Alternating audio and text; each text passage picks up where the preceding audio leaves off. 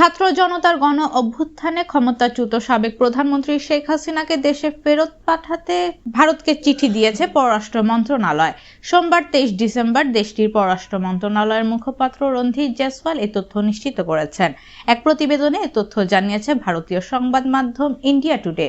এতে বলা হয়েছে, নোবেল বিজয়ী ডক্টর মোহাম্মদ ইউনূসের নেতৃত্বাধীন বাংলাদেশের অন্তর্বর্তী সরকারের কাছ থেকে ক্ষমতাচ্যুত প্রধানমন্ত্রী শেখ হাসিনাকে ঢাকায় প্রত্যর্পণের বিষয়ে একটি আনুষ্ঠানিক চিঠি পেয়েছে ভারত।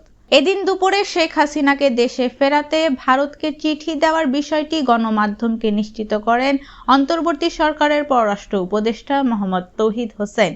এর আগে সকালে পিলখানায় বিজেপি দিবস উপলক্ষে পদক দেওয়া অনুষ্ঠানে স্বরাষ্ট্র উপদেষ্টা মোহাম্মদ জাহাঙ্গীর আলম চৌধুরী জানিয়েছিলেন, শেখ হাসিনাকে দেশে ফেরাতে ভারতের সঙ্গে যোগাযোগের জন্য প্রয়োজনীয় উদ্যোগ নিতে পররাষ্ট্র মন্ত্রণালয়কে চিঠি দেওয়া হয়েছে।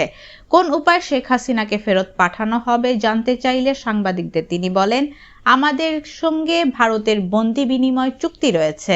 বন্দি বিনিময় চুক্তি অনুযায়ী তাকে ফেরানো যাবে।